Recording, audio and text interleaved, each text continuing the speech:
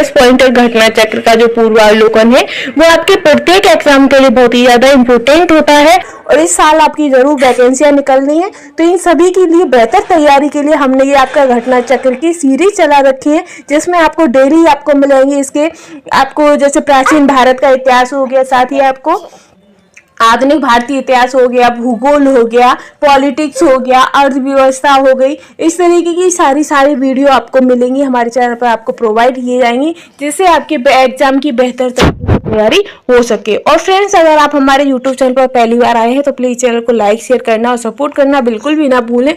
चलिए हम स्टार्ट करते हैं आज के पॉइंट। आज का हमारा टॉपिक है दिल्ली सल्तनत, और दिल्ली सल्तनत में भी गुलाम वंश। कौन सा वंश? गुलाम वंश। ठीक है गाइस, गुलाम वंश से संबंधित जितने भी हमारे इम्पोर्टेंट क्वेश्चन हैं उन्हें हम सॉल्व करेंगे। जो भी हमारे क्वेश्चन हमारे जो एग्जाम पॉइंट ऑफ व्यू से इम्पोर्टेंट है वो क्वेश्चन हम सॉल्व करेंगे, और जितने भी क्वेश्चन हमारे प्रीवियस ईयर पेपर्स में आए हैं उनको हम रिकॉल करेंगे। ठीक है गाइस, तो चलिए हम स्टार्ट करते हैं। और ये जितने भी क्वेश्चन है गाइस, ये हमारे सारे के सारे घटना चक्र के प्रश्न है। किसके? घटना चक्र के। ठीक है गाइस, तो चलिए हम स्टार्ट करते हैं। हमारा पहला क्वेश्चन है गुलाम वंश का संस्थापक कौन था? यानी कि गुलाम वंश का संस्थापक कौन था? तो गुलाम वंश का संस्थापक कौन था? तो वो थे कुतुबुद्दीन ऐबक। कौन थे? कुतुबुद्दीन ऐबक। ठीक है गाइस, और गाइस हमारा जो गुलाम वंश था वो कब से कब तक चला है? तो ये हमारा चला है 1206 से 1290 तक। कब तक चला है? 1206 से 1290 तक। ठीक है गाइस, तो हमारा नेक्स्ट क्वेश्चन है गुलाम वंश का प्रथम शासक कौन था? यानी कि जो गुलाम वंश था उसका प्रथम शासक कौन था? तो गुलाम वंश का संस्थापक जो होगा वही तो प्रथम शासक होगा ना गाइस। तो इसका संस्थापक कौन था? कुतुबुद्दीन ऐबक। और इनका पहला प्रथम शासक कौन हो जाएगा? कुतुबुद्दीन ऐबक। ठीक है गाइस, और ये सभी जो थे वो तुर्की थे। कौन थे? तुर्की थे। ठीक है गाइस, चलिए हमारा नेक्स्ट क्वेश्चन है दिल्ली सल्तनत का वह कौन सा सुल्तान था जिसका नाम लाख बख्श था, या जिसे हम लाख बख्श की उपाधि मिली थी? वो कौन सा शासक था? तो वो था कुतुबुद्दीन ऐबक। कौन था? कुतुबुद्दीन ऐबक। ठीक है गाइस, और ये कौन थे? ये तुर्की थे। किस वंश से थे? तुर्की थे ये। ठीक है गाइस, और चलिए हम अपना नेक्स्ट क्वेश्चन करते हैं। नेक्स्ट क्वेश्चन है अढ़ाई दिन का झोपड़ा का निर्माण किसने कराया था? यानी कि जो अढ़ाई दिन का झोपड़ा है उसका निर्माण किसने कराया था? तो वो निर्माण किसने कराया था? निर्माण कराया था कुतुबुद्दीन ऐबक ने। किसने? कुतुबुद्दीन ऐबक ने। और ये जो अढ़ाई दिन का झोपड़ा है ये क्या है? ये एक मस्जिद है। क्या है? एक मस्जिद है। ठीक है गाइस, और इसका निर्माण किसने कराया था? तो इसका निर्माण कराया था कुतुबुद्दीन ऐबक ने।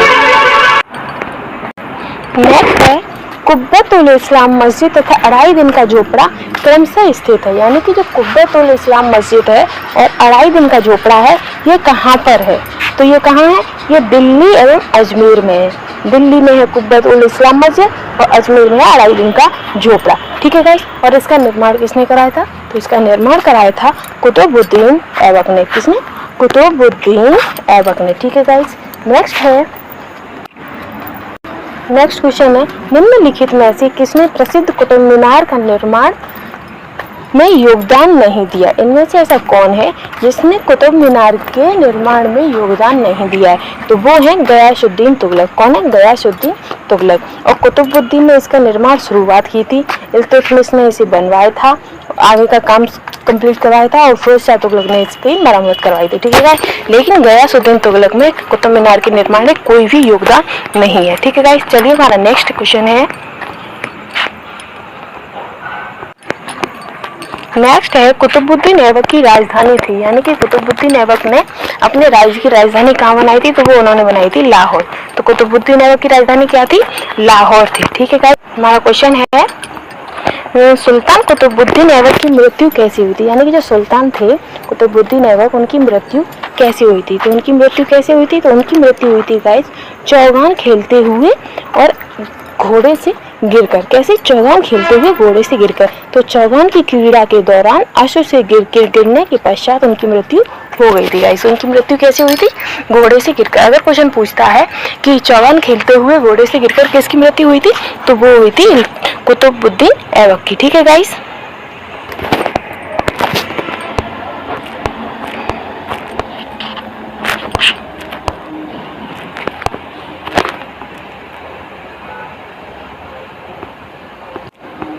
इनकी मृत्यु कब हुई थी? तो इनकी मृत्यु हुई थी 1210 में। कब हुई थी? 1210 में। ठीक है गाइस, चलिए हमारा नेक्स्ट है, निम्नलिखित में से किसने दिल्ली को सल्तनत की राजधानी बनाया? निम्नलिखित में से किसने दिल्ली की सल्तनत को राजधानी बनाई? तो इनमें से ऐसे कौन है जिन्होंने दिल्ली को अपनी राजधानी बनाई? तो वो बनाया था इल्तुतमिश ने। किसने बनाया था? इल्तुतमिश ने। ठीक है गाइस, और कुतुबुद्दीन ऐबक की मृत्यु कब हुई थी? तो इनकी मृत्यु हुई थी 1210 में। तो इल्तुतमिश इनके दामाद थे। तो इनका राज सिंहासन कब हुआ? तो इनका राज सिंहासन हुआ था 1211 में। और कब तक चला था? 1236 तक। कब तक चला था? 1236 तक। ठीक है गाइस, नेक्स्ट क्वेश्चन है, दिल्ली का वह प्रथम सुल्तान कौन था जिसने नियमित सिक्के जारी किए तथा दिल्ली को अपने साम्राज्य की राजधानी घोषित किया? तो ऐसा कौन सा गुलाम वंश शासक था जिसने नियमित सिक्के चलाए और दिल्ली को अपने राज्य साम्राज्य की राजधानी घोषित किया? तो साम्राज्य की राजधानी किसने घोषित की थी? इल्तुतमिश ने। किसने? इल्तुतमिश ने। और इल्तुतमिश का जो राज्यकाल था वो कब तक था? तो वो था 1211 से लेकर 36 तक। कब तक? 36 तक। और कुतुबुद्दीन ऐबक की मृत्यु कब हुई थी? तो उनकी मृत्यु हुई थी 1210 में। कब हुई थी? 1210 में। ठीक है गाइस, चलिए हमारा नेक्स्ट क्वेश्चन है, नेक्स्ट है, निम्नलिखित में से कौन सी इल्तुतमिश के राज्यकाल में सल्तनत की राजधानी थी? यानी कि इसमें से ऐसी कौन सी इल्तुत के समय में कौन सी राजधानी थी? तो इल्तुत ने अपनी राजधानी कहाँ बनाई थी? दिल्ली में। ठीक है गाइस, कहाँ बनाई थी? दिल्ली में। और इल्तुतमिश का शासनकाल कब से कब तक था? तो वो था 1211 से लेकर 1236 तक। ठीक है गाइस, और ये कुतुबुद्दीन ऐबक थे, उनके दामाद थे। कौन थे? दामाद थे। ठीक, नेक्स्ट है, सल्तनत के निम्नलिखित सुल्तानों में से किसने सर्वप्रथम अपनी राजधानी दिल्ली स्थानांतरित की है? इनमें से ऐसे कौन से सुल्तान थे जिन्होंने अपनी राजधानी दिल्ली स्थानांतरित की? तो वो किसने की थी? इल्तुतमिश ने। कुतुबुद्दीन ने अपनी राजधानी कहाँ बनाई थी? तो उन्होंने बनाई थी लाहौर। कहाँ पर? लाहौर। ठीक है गाइस, और इल्तुतमिश ने दिल्ली को। ठीक है गाइस, नेक्स्ट है, दिल्ली का प्रथम मुस्लिम शासक कौन था? तो दिल्ली का प्रथम मुस्लिम शासक कौन था? तो वो था इल्तुतमिश। कौन था? इल्तुतमिश। अगर वही क्वेश्चन पूछ लेता है कि गुलाम वंश की स्थापना किसने की थी? तो गुलाम वंश की स्थापना की थी कुतुबुद्दीन ऐबक ने। तो कुतुबुद्दीन ऐबक ने तो इसकी स्थापना की थी, और इन्होंने अपनी राजधानी कहाँ बनाई थी? लाहौर में। पर दिल्ली को राजधानी किसने बनाई थी? इल्तुतमिश ने। तो दिल्ली का मुस्लिम शासक कौन हो गया प्रथम? तो वो हो गया क्या कहते हैं? इल्तुतमिश। और जो रजिया सुल्तान थी, रजिया सुल्तान इनकी पुत्री थी। कौन थी? पुत्री, जो कि इल्तुतमिश के बाद राजगद्दी पर बैठी थी। और रजिया सुल्तान ही सबसे पहली थी जो सिंहासन पर आरूढ़ हुई थी। सबसे पहली महिला शासिका थी, और वो भी मुस्लिम। ठीक है गाइस, नेक्स्ट क्वेश्चन है, गुलामों का गुलाम किसे कहा जाता है? यानी कि गुलामों का गुलाम की उपाधि किसे दी गई है? तो वो दी गई है इल्तुतमिश को। किसे दी गई है? इल्तुतमिश को। क्योंकि जो कुतुबुद्दीन ऐबक थे वो किसके गुलाम थे? वो भी गुलाम थे। ठीक है गाइस, और कुतुबुद्दीन के भी गुलाम कौन थे? इल्तुतमिश, जो कि इनके दामाद भी थे। उन्होंने अपनी पुत्री की शादी भी इनसे कर दी थी। तो इन्हें इसी कारण, क्योंकि कुतुबुद्दीन ऐबक भी गुलाम थे और ये इनके भी गुलाम थे, इसीलिए इन्हें क्या उपाधि दी गई थी? गुलामों का गुलाम। ठीक है गाइस, चलिए हमारा नेक्स्ट क्वेश्चन है, निम्नलिखित में से कौन मध्यकालीन भारत की प्रथम महिला शासिका थी? कौन थी? प्रथम महिला शासिका थी। तो वो कौन थी? रजिया सुल्तान। कौन थी? रजिया सुल्तान। और इनका शासनकाल कब से कब तक रहा है? तो इनका रहा है 1236 से लेके 40 तक। कब से? 1236 से लेके 40 तक। ठीक है गाइस, और नेक्स्ट क्वेश्चन है, मंगोल आक्रमणकारी चंगेज खां भारत की उत्तर पश्चिम सीमा पर निम्नलिखित में से किसके काल में आया था? जो चंगेज खां था, यानी कि जो मंगोल आक्रमणकारी चंगेज खां था, वो भारत किसके शासनकाल में आया था? तो वो आया था इल्तुतमिश के शासनकाल में। किसके शासनकाल में आया था? इल्तुतमिश के। नेक्स्ट है, दिल्ली का कौन सुल्तान मंगोल नेता चंगेज खां का समकालीन था? ऐसा कौन सा नेता था जो क्या कहते हैं चंगेज खां का समकालीन था? तो वो कौन था? इल्तुतमिश। कौन था? इल्तुतमिश था। ठीक है गाइस, नेक्स्ट क्वेश्चन है, किसके शासनकाल में मंगोल प्रथम बार सिंधु के तट पर दिखे थे? यानी कि उस टाइम पे किसका शासनकाल था जब मंगोल थे, जो चंगेज खां था, जो किस सिंधु के तट पर दिखा था? किसके तट पर? सिंधु के तट पर। तो उस टाइम पे किसका शासनकाल था? तो उस टाइम पे शासनकाल था इल्तुतमिश का। किसका था? इल्तुतमिश का। ठीक है गाइस, हमारा नेक्स्ट क्वेश्चन है, नेक्स्ट है चंगेज खान के अधीन मंगोलों ने भारत पर आक्रमण किया। यानी कि चंगेज खान के अधीन मंगोलों ने भारत पर आक्रमण किया। किसने किया था? मंगोलों के। और किसके शासनकाल में किया था? तो वो किया था इल्तुतमिश के शासनकाल में। जो चंगेज खान के जो भी थे अधीन, जो उनके उसके नीचे थे, उन्होंने, तो वो कौन थे? मंगोल थे। और मंगोलों ने भारत पर आक्रमण कब किया था? इल्तुतमिश के शासनकाल में। तो इल्तुतमिश का शासनकाल कब से कब तक रहा है? तो ये रहा है 1200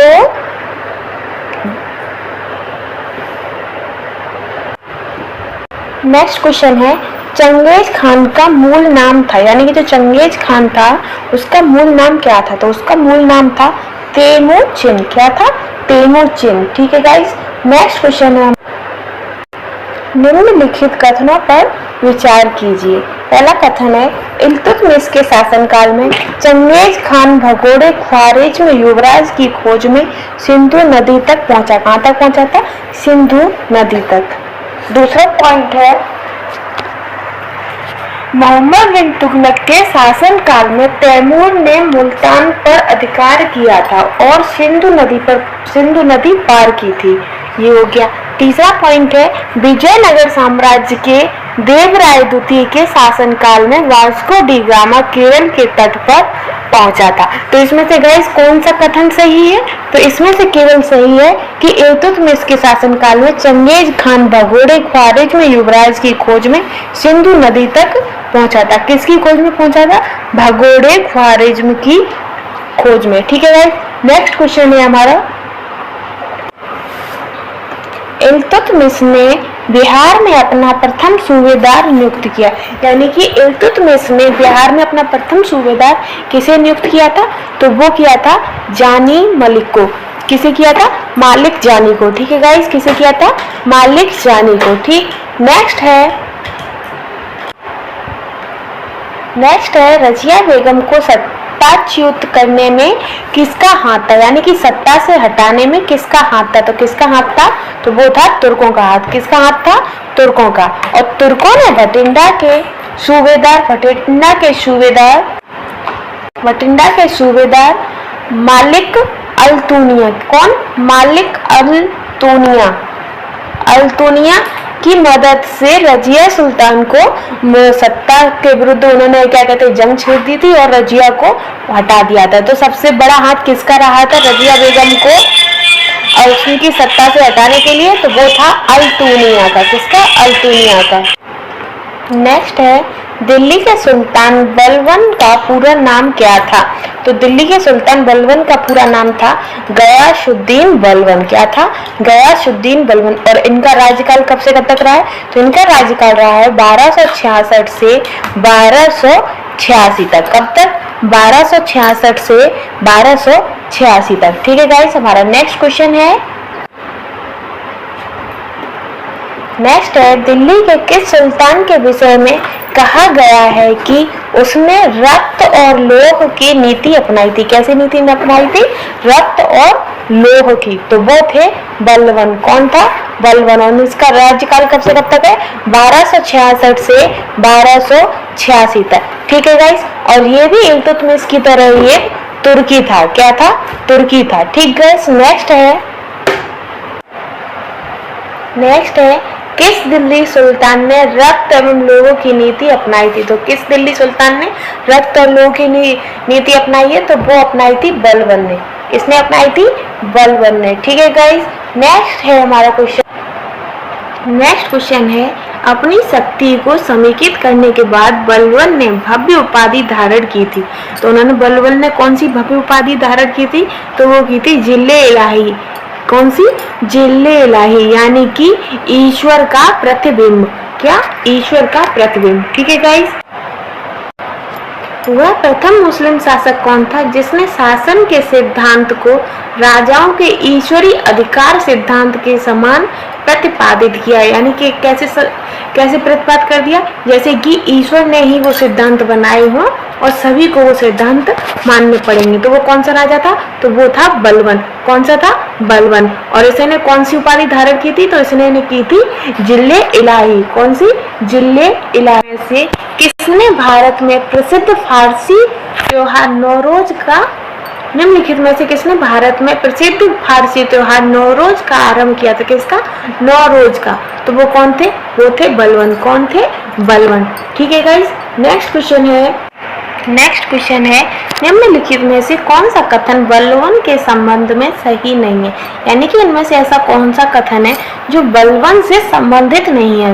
तो पहला है, उसने नियामत एक खुदाई के सिद्धांत का प्रतिपादन किया, या उसने इक्कादारी व्यवस्था का प्रारंभ किया, या उसने तुर्कान ए चहलगानी का प्रभाव समाप्त किया, या उसने बंगाल के विद्रोह का दमन किया। तो ये भी उसके लिए सही है, ये सी वाला भी सही है, ए भी सही है, लेकिन उसने इक्तादारी व्यवस्था का प्रारंभ नहीं किया था। ठीक है गाइस, हमारा नेक्स्ट क्वेश्चन है, निम्नलिखित सुल्तानों में से किसने गढ़मुक्तेश्वर की मस्जिद की दीवारों पर अपने शिलालेख में स्वयं को खलीफा का सहायक कहा है? किसका सहायक कहा है?